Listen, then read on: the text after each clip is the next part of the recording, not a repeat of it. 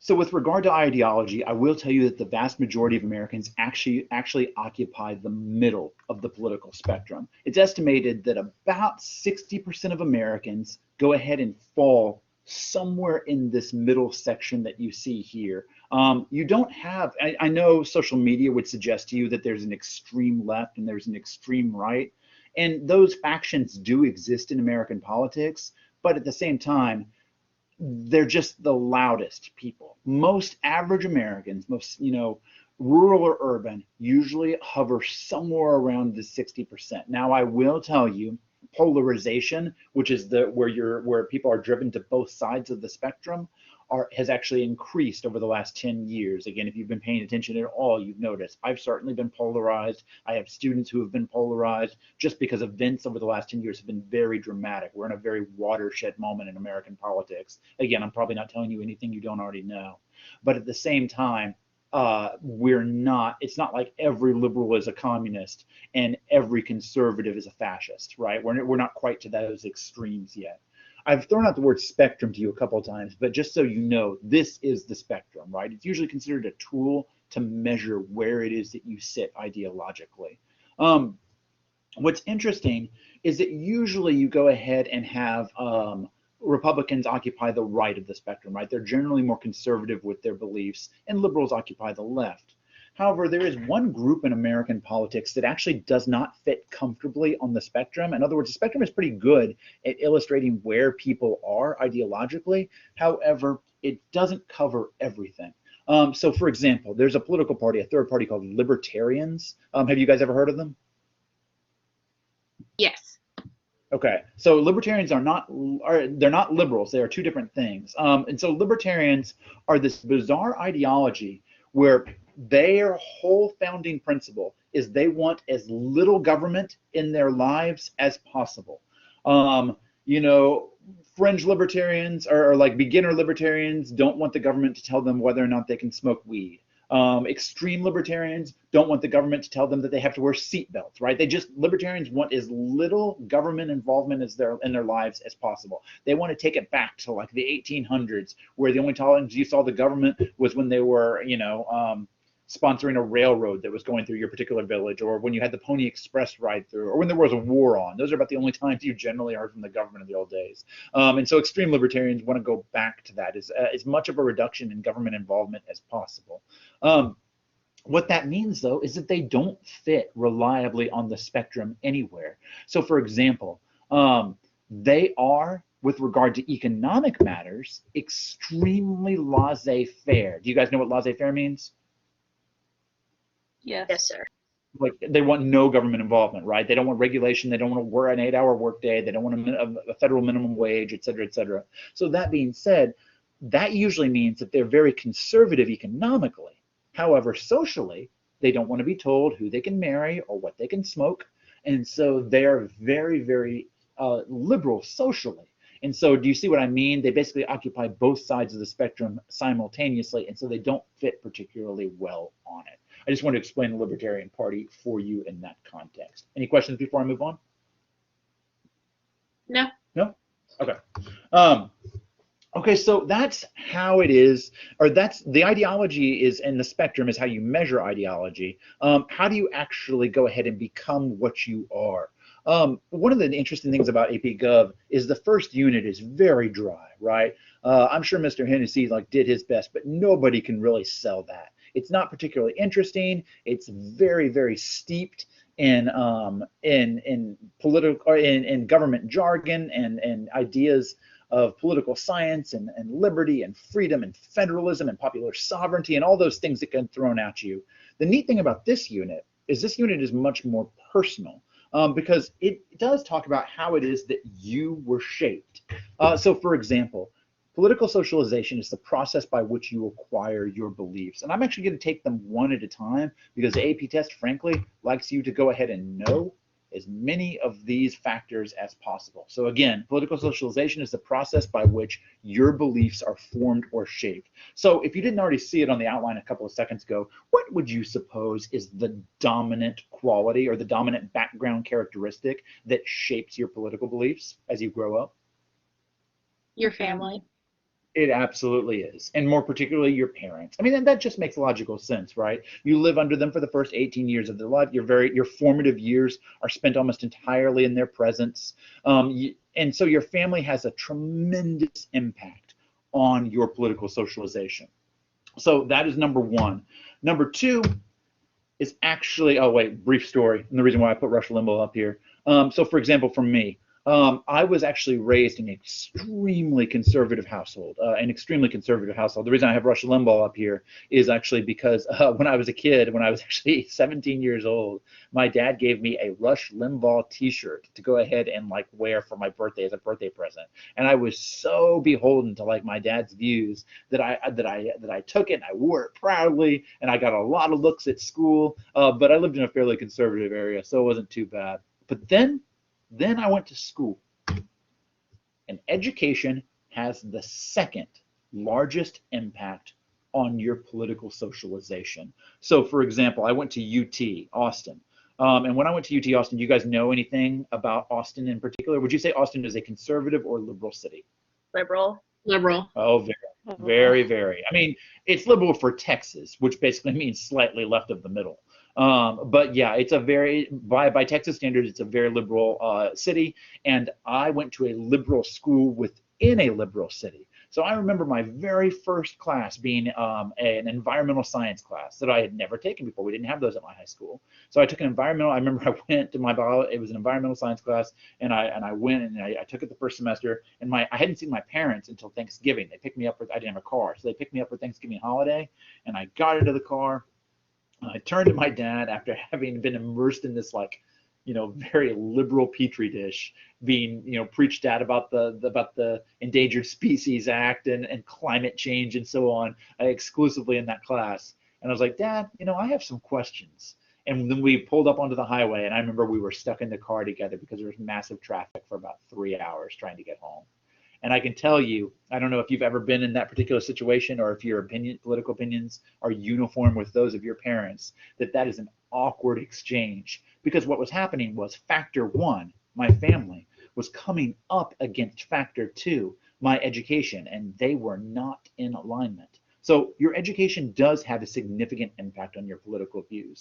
In fact, actually what's interesting is the way it trends. You do need to know this. I'm recording this whole thing, but if you want to go ahead and take screenshots or whatever else, you can feel free. So here's what I will tell you. If you only have a high school education, statistically, up until 2016, you tended to vote Democrat. If you only have a 4-year college education, like a typical university education, you tended to vote Republican. And then if you had an advanced degree, like a master's or a PhD, you tended to vote Democrat. What trend can you identify in this data that I have given you? Yes, silence. You know why? Because there is no trend. Because it's not like the more education you have, the more likely you are to vote conservative, or the more education you have, the more likely you are to vote liberal. It doesn't seem to, it would be nice if that was the case, right? I could tell you that, oh yes, the intelligent or educated people vote this way, and the uneducated people vote this way. But no, as you can see, it is all over the map. If you have very little in the way of education or an extreme amount of education, you tend to go ahead and vote Democrat. Whereas I guess if you have, I don't know, just quote unquote the right amount of education, I'm being facetious there, you tend to go ahead and vote Republican. So it is definitely all over the map. Factor number 3 influencing your political socialization is religion. I will tell you, then I'll just go over this very quickly. Do you think Protestant Christians tend to vote Republican or Democrat? And again, everything I'm telling you is based off data. These are not just stereotypes. Republican. They do. The Protestant Christians tend to vote Republican. I will tell you that Jews and Catholics tend to go ahead and vote Democrat. Okay, but Protestant Christians tend to go ahead and vote Republican. So it's not like all people who are devoutly religious vote Republican, but Protestant Christians are definitely the biggest voting bloc, or they go Republican in fairly large numbers. Factor 4 is globalization. Globalization is specifically mentioned by the College Board as a factor they want you to understand. I know you guys took WAP, but I also know it's been a couple of years. Just remember that globalization is essentially the idea of global interconnectedness. And this has a big impact on how people vote as well. Some people do not like globalization. They don't like the fact that our factory jobs are being shipped overseas. They don't like the fact that we are beholden to the United Nations when we make decisions about foreign policy. They don't like the fact that alliances with groups like NATO, if you remember that from APUSH last year, if they don't like that alliances with groups like NATO go ahead and take up a lot of American resources. Like we pay fees into NATO, and we pay for frankly a lot of NATO's upkeep, frankly more than our share. And generally, Republicans are opposed to globalization for all of those reasons. Liberals tend to go ahead and be in favor of globalization, saying, look, it's undeniable anyway. There's no stopping it. The world is becoming more interconnected, and there's no use in withdrawing from it. In fact, actually, these relations and these relationships can go ahead and work to our advantage. And so basically, if you are in favor of globalization, you tend to go ahead and be pro-Democrat. Opposed, you tend to be pro-Republican. Moving on. The media. Okay, so here's what I will tell you. There is mass media and there is social media. And there used to be a very big distinction between the two. I have now put them into the same bracket because now that line between mass and social media is becoming blurred. You're as likely to see posts about Fox News and CNN on Twitter as you are to see somebody's blog, especially depending on what your algorithms go ahead and dictate. So mass media and social media, they do tend to go ahead and influence you. I will tell you that that you tend to watch the mass media that reinforces the beliefs that you already have. If you've taken AP Psych, actually, have any of you taken AP Psych? Or even Psych? Do you remember her talking about the echo chamber? No, or that was a while ago. Yeah, I'm sure. Essentially, what happens is you will seek out crowds and media and stimulants that go ahead and people, frankly, that go ahead and reinforce the beliefs that you already have. So I'll give you an example. My father-in-law is extremely conservative, right? Just like my father. And my father-in-law he works on an oil field. And so when he works on an oil field, that's hard work. And he works on an oil field after a 10-hour day. By the time he actually gets home to his house, because his field's not in town, by the time he actually gets home to his house, he gets out, he puts up his feet up, and he turns on the news. Now, do you think that after a 10-hour day in the heat, that he wants to be challenged, or do you think he wants to be told things he already believes? Already believes. What he already believes. Right. Yeah, nobody likes being challenged, but especially these days. He wants to go ahead and put it on Fox News, and he wants to watch the media that's going to reinforce. Same thing, with your average liberal. After January 6th, as liberals are like freaking out about the Capitol attack, they're not going to want to go see what like Fox News's take on that is. They already know their views on it, and they want to have them reinforced by the media that they are seeking out. Does that make sense? Yes. Yeah. Good. Okay. Political and interest groups, same principle applies here. You're not going to join the ANRA, the National Rifle Association, because you don't know how you feel about guns and want to be convinced. No, you join special interest groups that already believe the things that you believe and reinforce those beliefs. I will tell you, just a quick throwback. Do you remember what Madison would have referred to special interest groups in Federalist Number 10? I know you guys did the founding documents. Do you remember what he would have referred to special interest groups as? He was worried about these groups gaining too much power in America. Was it fraction or factions? It is factions. Is that Jordan? Yes. Yeah, good, Jordan. It is factions. Factions are basically political. Madison was very concerned about political groups that would wield disproportionate amounts of power. So let's say the NRA has, 100,000 members. I don't know how many members it actually has, but let's just throw out a number. Let's say it has 100,000 members, right? The NRA wields far more power than just 100,000 average voters. Do you know what I mean? Because it's organized and it knows who to talk to, it knows what palms to grease, it knows who to go ahead and lobby, and it knows how to get media attention. And so Madison would not have liked groups like the NRA or NOW or the NAACP or the AARP, because he would have said that they are factions that wield disproportionate amounts of political power, and he spoke against them in Federalist 10. Again, we'll reinforce that when we get to AP review. Let's stereotype real quickly. Socioeconomic status. So are the views of the poor and the affluent different? Yeah, actually, statistically, they do tend to go ahead and vote for different parties. People who are living in poverty or near poverty or even near the bottom of the middle class tend to go ahead and vote Democrat or Republican. Democrat. You're not going to hurt anybody's feelings. Again, this is all statistics. Democrat. They do. Okay, they tend to go ahead and vote Democrat. Moving on. And therefore the opposite for Republicans. I will tell you that race, gender, and ethnicity, again, I'm going to go ahead and give you the statistics here. I am not here to go ahead and influence your opinion on these factors, but I will tell you that race, gender, and ethnicity obviously go ahead and make up the candidates for whom people vote. So for example, I'm going to go through the list because you actually do need to know this. African Americans tend to vote Democrat, okay? Anglo-American, men in particular, tend to go ahead and vote Republican. What about Anglo-American women? Democrat or Republican, do you suppose? Republican? Democrat by the slightest of margins. Now, that has not always been the case, but since Roe versus Wade, the abortion decision, women sort of rejected the idea that Republicans should be able to dictate policy that restricts their choices with regard to abortion. And so since that court decision, really since about the early 80s, women have tended to go ahead and swing more towards Democratic candidates, Anglo-American women. Now, I will not tell you it is in huge margins, but it does occur. Asian Americans, Republican or Democrat, do you suppose? Most people have no idea because there's not really a stereotype associated with this. But do you want to hazard a guess? Democrat? Republicans, actually. Asian Americans tend to go ahead and vote Republican. Latinos are an interesting case because Latinos are the fastest growing demographic in America, by which I mean that is the largest growth of ethnic group, and it's not even close.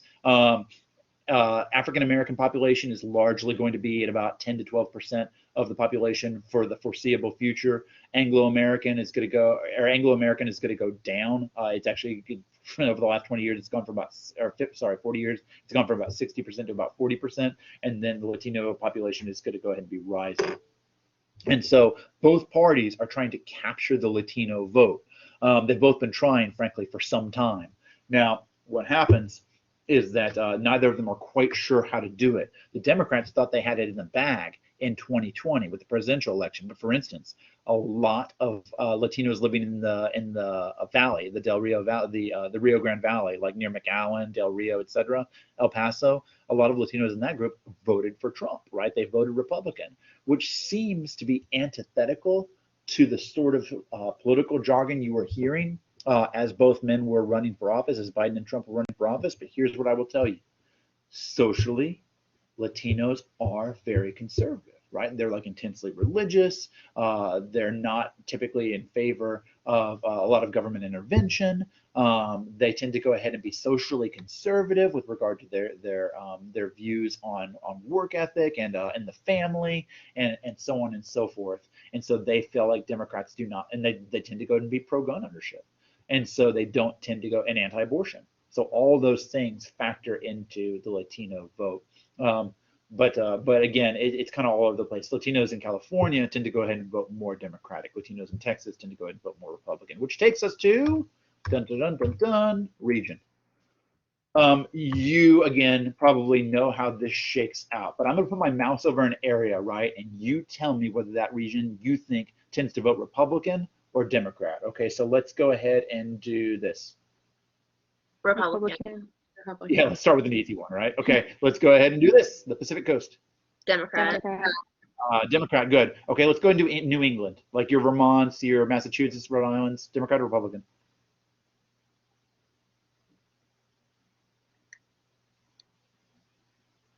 Is it Democrat? It is Democrat. Yeah, Massachusetts is a Democratic stronghold. So is Vermont. Bernie Sanders, for example, is from Vermont. Okay. What about the South, the old South, so to speak, the South Atlantic states, Georgia, Republican. Mississippi? I'm sorry. Huh? Go ahead. Republican. Republican? Yeah, right. So yeah, your Georgias, your North Carolinas, your South Carolinas, that it tends to be Republican. Although I will tell you that Georgia swung Democrat in both its recent Senate race and the presidential race, which is what put Biden over the top and allowed the Democrats to take the Senate. So it's not a lock, but Georgia, that was an anomaly for Georgia. Georgia had been voting Republican for decades, and then very closely swung. Although the Senate races, frankly, weren't that close, but they went ahead and swung Democrat in both the Senate and the presidential races. What about like the Great Lakes region, like the old Rust Belt up here, your Michigans, right? Your Illinois, your Minnesotas. Where do they tend to vote? Your Ohio's. Democrat.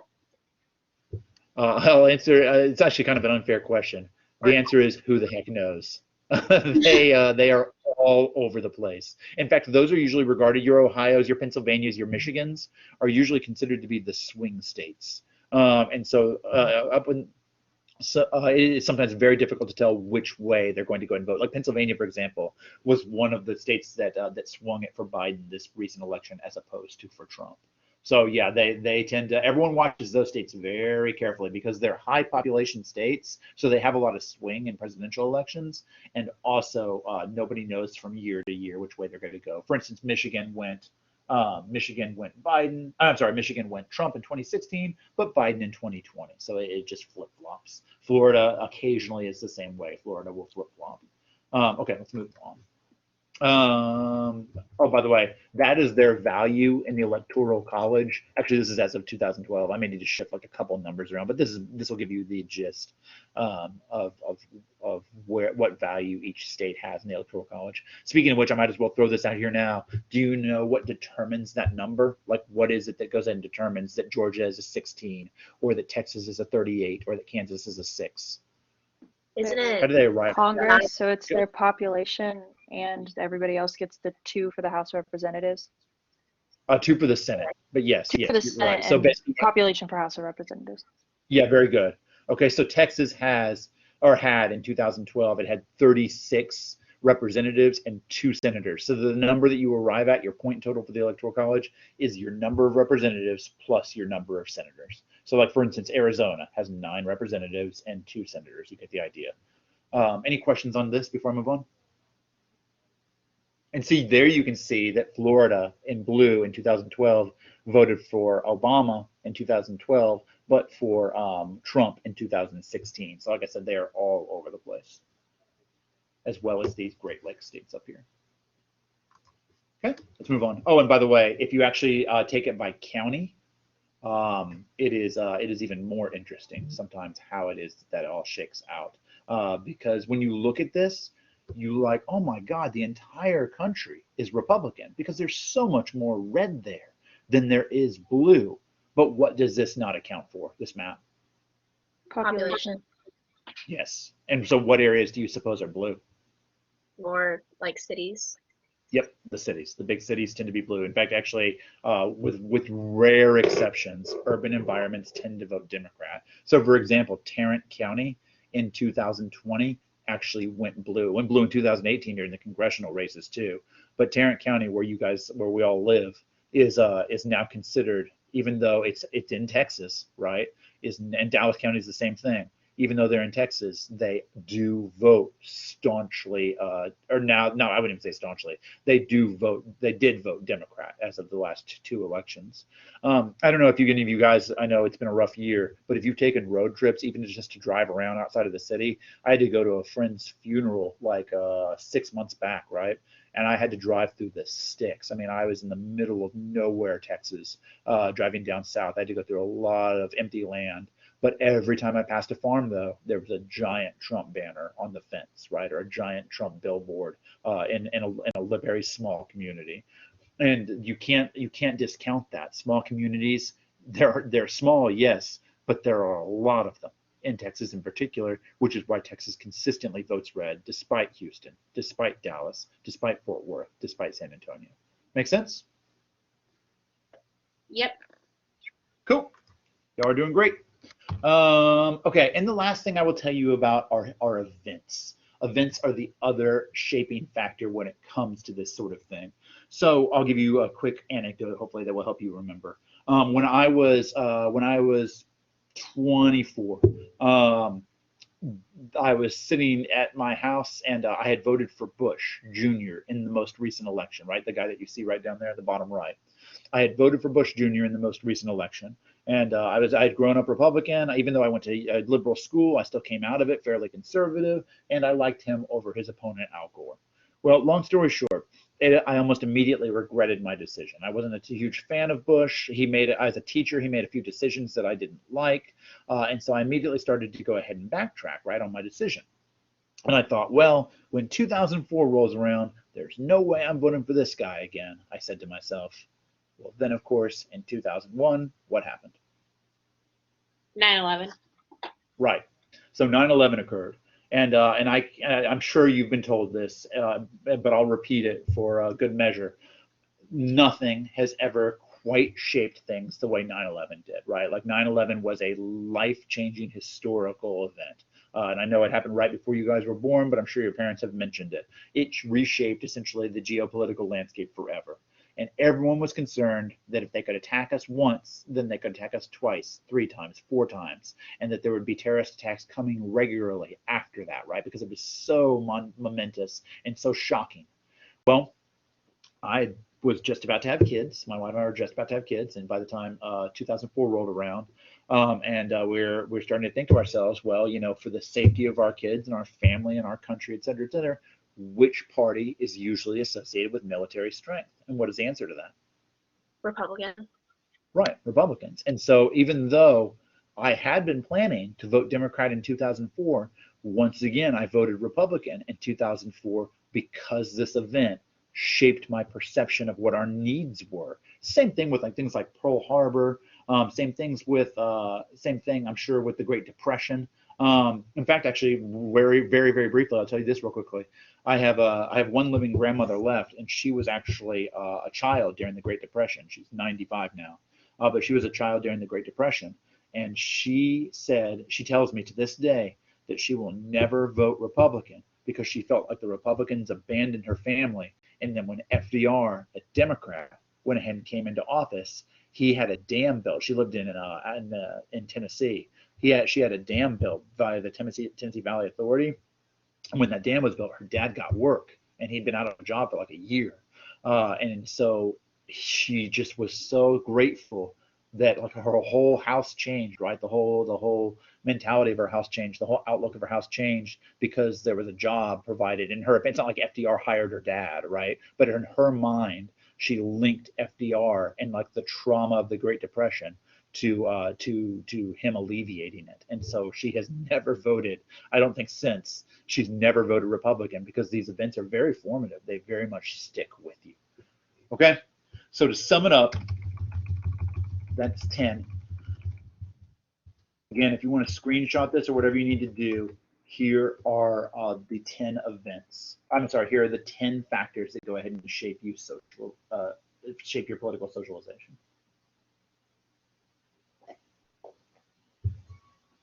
Y'all good? Are you losing attention span? Do you need to get up and do jumping jacks, or are you ready to keep going? I'm good. I'm good. Yeah. I'm good. Y'all good? All right, here we go. Is this helpful, or is this what you wanted? Is there anything else I need to do, or are you doing all right? This is good. This is good. Good? Okay. Running Let me know if there's different. Okay, let me know if you need something later on. Ordinarily, I would go ahead and give if this was actual class, I would give a warm-up. But just looking at the views to the left, you have typically pro-liberal views, more domestic spending, to spend the money domestically. Like for instance, you guys are living in history. $1.9 trillion were spent on COVID relief as of yesterday, actually.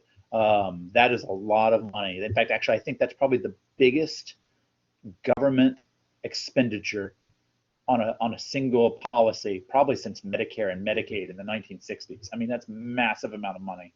But the Democrats will spend it on domestic programs. Republicans tend to go ahead and prefer more military spending. They also tend to go ahead and prefer more corporate tax cuts because they believe that corporations are doing well, then that wealth will trickle down below and help everybody do well. Liberals tend to go ahead and be more pro-choice, conservatives more pro-life. Liberals favor federal intervention. In other words, they want the government to get involved in bad situations, as like I said, as you can see right now. Whereas conservatives would like things to be handled at a state or local level. Conservatives like to keep taxes as low as possible. Liberals will raise taxes to go ahead and support federal programs. Liberals tend to be pro-gun control, which means, remember, they want regulations on firearms, whereas conservatives tend to be pro-gun rights. And then I will tell you, like we discussed earlier with Tarrant County and Houston and Dallas, liberals very much tend to go ahead and stem from urban environments, whereas conservatives tend to go ahead and stem from rural environments. I will tell you, like I mentioned earlier, that America's demographics are changing. Let me give you a visual to help you understand that. So essentially, when you look at this chart, you can see that in 1995, white non-Hispanics made up about 74% of the American population, 73, 74. Okay, 1995, that's the year I graduated from high school. So you go ahead and you trace that over the next 50 years in the projections, and by 2050, when your grandkids probably are about to go ahead and graduate from high school. Wait, no, that's not right. When your kids are about to go ahead and graduate from high school, the white Anglo population will go ahead and make up about 52%. And if you look at African American population, the green line, I told you that's going to go from 95 to 2050. That's going to go up to I told you 11 or 12%. Actually, it's only going to be about 9% of the population. Oh, I'm sorry, that's Asian American. My bad. Asian Americans only going to be about 9% of the population, whereas African Americans have sort of held steady at about 14, 15%. But the one I want you to really focus on, and the one the AP test would care about, would be the Hispanic population. And so what happens is that you're going to be moving from 11% to about 24%. So that's a massive leap. That is partly due to immigration and partly due to birth rate. Both of those things are associated with it, but I would actually suggest to you that it is more associated with immigration. Anglo birth rates tend to be relatively low in the United States. In fact, birth rates in general tend to be low these days in the United States. We're not going through another baby boom, but Anglo birth rates tend to be even lower than average. Usually 1 kid, 2 kids, as opposed to the farming days when we would all have like 6 kids.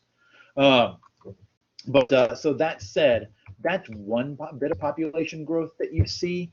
The other bit of population growth that you see is actually the elderly population. Actually, wait, before I move on to that, let me talk about the Latino population just for a moment. I mentioned to you a second ago that American politicians are trying to capture the Latino vote, right? They really want to go ahead and seize it. Well, you can see that, to give you an example. Like in 2016, before the Republicans decided to go with Trump as their nominee, right? Before they went to the convention and he went ahead and got the nomination, there were actually a number of other Republicans, right? More than a dozen other Republicans who were vying for the nomination, right? Nobody thought it would be Trump. Everybody thought it was going to be one of these other guys. Does anyone remember a major name that came out during that time, like who they went ahead and suggested instead of Trump at 2000? I know y'all were young, but do you remember who else they were nominating other than Trump?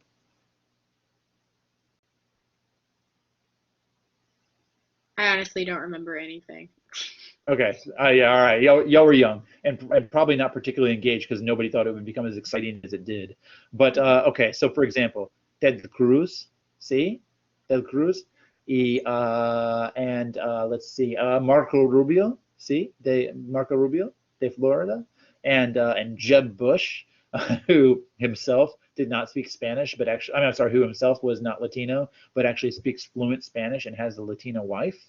And so what I'm telling you is the Republicans were starting to go ahead and choose candidates that they felt could appeal to the Latino demographic. They thought they'd have to capture, again, by this point, we're talking, this was 2016, so we're talking about a not insignificant number of Americans. We're talking about 18-ish%. 16, 17, 18% of the American population that they thought would be necessary to go ahead and win federal elections. And so what happened is when they landed on Trump, Trump announced a lot of anti-immigration policies like the border wall that they were terrified would alienate a large portion of Latinos. And they weren't wrong. The majority of Latinos did not vote for Trump. And so the Republicans are trying to figure out a way to go ahead and expand the tent. Do you guys know what I mean by expand the tent? Like expand who will vote for Republican? Right. They've got to figure this out because, again, I'm not making these numbers up.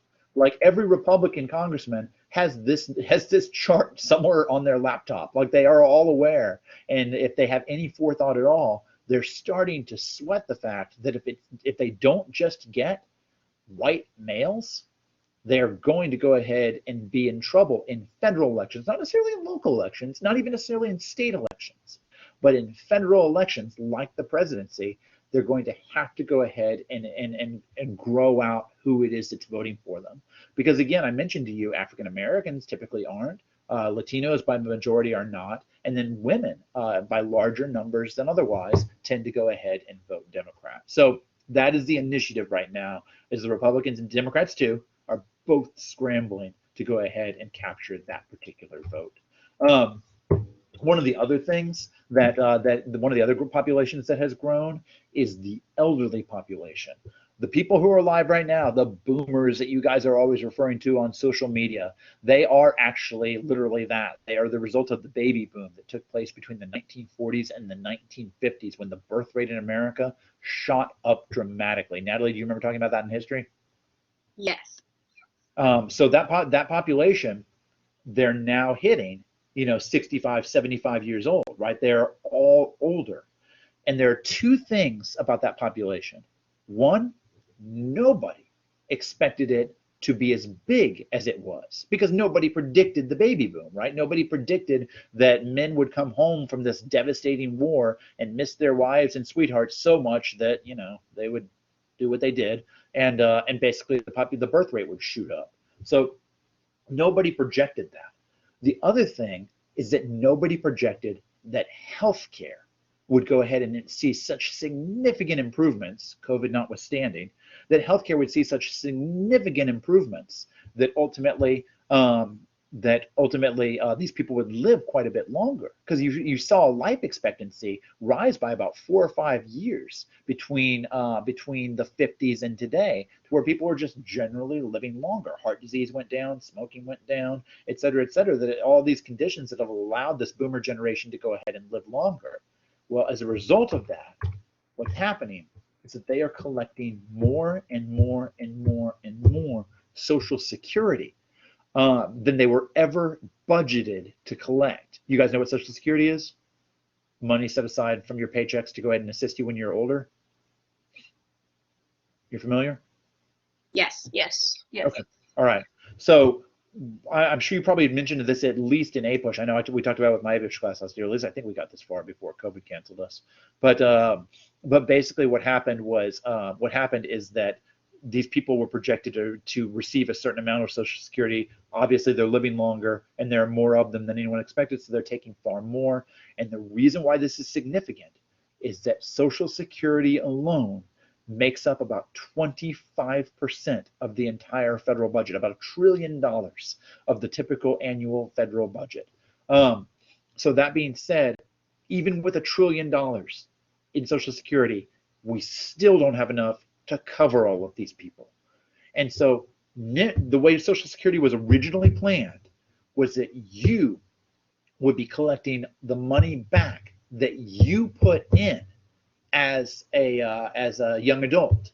But instead, because that money's run out, guess who's paying for grandma and grandpa right now? Like they've already run out of their money. We are paying for them. And by we, I mean me and probably your parents.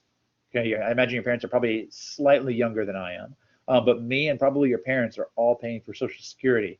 And guess who's going to pay for mine? Us. Yeah, you and your older kids are going to pay for mine. And until that imbalance gets corrected, that's going to be a problem for quite some time. And so ultimately, that's the idea that I wanted to go ahead and make sure that I left you with.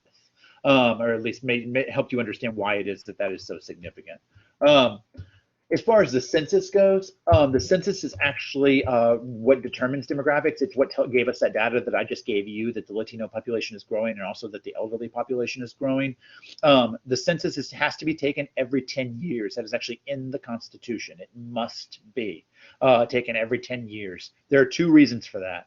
One is that, like you guys were telling me earlier about Congress, they need to determine how many representatives each state gets and how much representation they get in the electoral college. Like, for instance, Texas has actually grown in population. We've actually pulled a couple of people away from California, like pulled a few of their representatives away. I think Ohio has also grown. There are a couple of states that have seen numerical shifts. And so while other states are losing political power, we are gaining political power. Have you guys ever heard of Hurricane Katrina? Yes. The one that hit Yes. New Orleans and did terribly. Well, when Hurricane Katrina hit New Orleans, I think it was 2001 or 2002. New Orleans' population, I'm sorry, Louisiana's population actually shrank because you had this mass exodus out of Louisiana because of all the disaster-related circumstances there, and I think they dropped a representative at that time. So, in any case. That is the census has to be taken every 10 years, and those are the reasons for it. The other reason for it is they wanted to be able to project the tax base. Like if they know that there are 325 million Americans, then they will then be able to go ahead and figure out about what it is that they'll be able to collect in taxes. So they have some ability to project future earnings and expenditures and so on.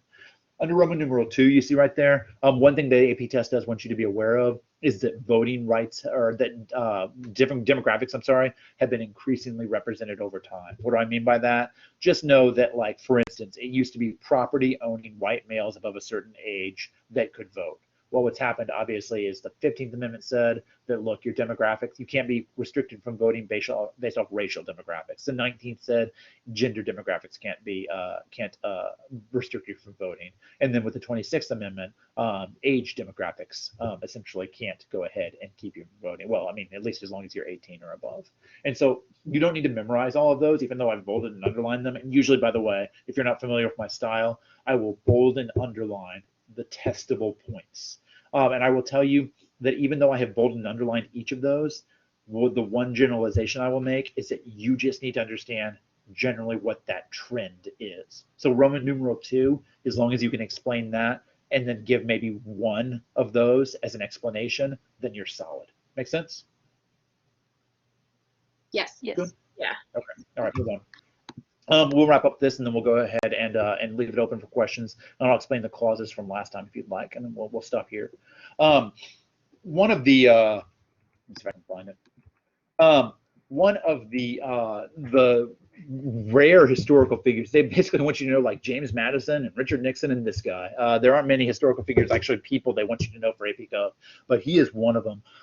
He is Alexis de Tocqueville, and he actually came to America early on in the 19th century because he wanted to observe Americans, almost like Jane Goodall with the A's, right? Like writing down things about us and sort of like analyzing us, because the world was kind of curious about what made Americans tick. We were this new country. We'd only been around at that point about 50 years, and he really wanted to go ahead and like explain us to the world. So his work is interesting because it's always interesting, like reading about yourselves from another perspective. And he has all sorts of observations about us. You may remember mentioning him in APUSH. But like one observation, and the one AP Gov wants you to take away, is that he essentially said, politically, Americans have 4 basic values. He said, and I'll explain each one. In fact, actually, let me go back to the chart because it gives you a definition for each. He basically says that we, A, B, C, and D there under Roman numeral 3, he says that we value limited government. In other words, that we should truly, if we don't, back then again, and this is in the 1830s, that if we can avoid government coming in and like telling us what to do, that's the ideal situation. He also said Americans value individualism, the whole pull yourself up by your bootstraps mentality. In other words, it's not on the government to better your situation, it is on you to better your own situation. He said Americans believed in equality of opportunity. They don't like the idea of corruption or elitism. They like the fact that at least, even if some people start with an advantage over others, they like that at least for everyone to have an opportunity to go ahead and pull themselves up by their bootstraps, that doors are not closed to people. due to inequality. And they value the idea of rule of law. In other words, doesn't matter if you're president, doesn't matter if you're a congressman, doesn't matter if you're a monopolist, everyone follows the same laws. In other words, and you can kind of see that in the American tradition. Like, did you guys watch either the Biden inauguration in 2020 or the Trump inauguration in 2016? Do you know what they actually swear to defend and uphold? Like, they put their hand usually on a Bible, but do you know what they swear to defend and uphold? The Constitution. Right. It's about the Constitution. It's not about the person, right? And then you'll see the same thing with like the military. The military swears to uphold and defend the Constitution of the United States. Like when you take your oath, it's not about the individual. We don't believe that people should be elevated beyond a certain level. It's about the fact that we're all working with the same codified body of laws. And so I will tell you that these are very, very quaint 1830s values that have sort of been chipped away at by circumstances and ideology and situations and historical events. So what do you think if you had to say, because those are very conservative values, right? Like those are, if you look at all four of those, they're extremely associated with at least conservatism of like the 80s and the 50s and so on and so forth. All of those are very conservative values. What would you say? What event would you say chipped away at a significant portion of those? Can you speculate? The Great Depression and the New Deal. That's it. Yep. Yeah, you can see it right. You can see it mentioned there, but you probably just knew anyway. The Great Depression was so severe, it was so impactful that Americans lost faith essentially in the idea of like individualism and self-reliance because, and frankly, they probably had a point. The Great Depression was so overwhelmingly punishing that they couldn't see their way out of it. And so a lot of the states and individuals opened the door for federal intervention. They're like, look, we pay taxes. The government's job is to help us when things go badly. Things have rarely ever, if ever, gone as badly as they did in the Great Depression. And so people said, this is why we have you here. You need to swoop in with your safety net, so to speak, and you need to start helping people out. Insure the banks, right? Provide Social Security, right? Stricter agricultural regulations to take care of the Dust Bowl. You get where I'm going, yada, yada, yada, yada. And so the idea of limited government and individualism sort of took a hit with the New Deal and have never, like Americans' concept of like the role of government has changed. I'm not telling you that's good or bad. I'm just telling you that it's just a fact that the way we perceive the role of government is different. Even individuals, like even conservative people today, are not as conservative in their perspective on those two events as people were in the 1830s, like not by a long stretch. We've just sort of adapted how it is that we perceive government, which is why government is a $4 trillion beast right now. It's because it has a lot of different roles that it takes on. FDR, when he was proposing the New Deal, he had this speech called the Second Bill of Rights speech. And he's like, look, we're not going to make this like an official Bill of Rights, right? Obviously, there's only one Bill of Rights. But he gives this speech and he says, Americans do have rights to education and jobs and healthcare. And he's like, these are things that should be provided. And obviously, people like Bernie Sanders, candidates that are far more left-leaning, have taken those ideas and sort of run with them. As far as modern American traits, if someone were to come to the United States today and observe what it is that we believe, they would probably suggest to you that mistrust of government and a lack of faith in government has become, unfortunately, sort of a dominant element, right? I mean, you saw the Capitol on January 6th. Those people did not trust government. Now, I realize, obviously, that was a fraction of a fraction of a fraction of a fraction of the population. But at the same time, generally, even like on both sides of the aisle, liberals and conservatives, nobody frankly has a lot of faith in Congress. When did that go away? We were sort of got a 1-2 punch in the 1970s. Vietnam, a war nobody fought, or nobody wanted, but we fought anyway with the draft. That was certainly enhanced our mistrust of government. And the Watergate scandal. The Watergate scandal obviously went ahead and had its impact as well. A president who got caught bold-faced lying to the American people and essentially embroiled in a cover-up scandal and was going to be removed from office before he quit instead. Both of those did a lot to sink our faith in government. Consequently, Americans have low political efficacy. That is a word that you need to know. It's why I bolded and underlined it. Political efficacy means how much you feel you can move the needle, how much you feel you can go ahead and influence or affect the government or the politics around you. So Americans are like, you probably had friends who've been like, why bother? It doesn't matter. They're all the same. When they say things like that, that means that they have low political efficacy. People that feel that they're not going to actually be able to change the status quo. And then obviously, and I'm not telling you anything you don't know, although I made these notes like, 2 years ago, obviously we have a polarized political climate, right? Politics are so extreme right now. And even though I would say to you, more Americans occupy the middle than not, I would say that, like I mentioned to you at the very beginning, polarization, this idea that people are driving each other apart, has become more intense rather than less as time has gone on. And I think that covers the lesson itself. I'm going to go ahead and stop the recording portion of this. And then I'm going to ask you if you have any questions.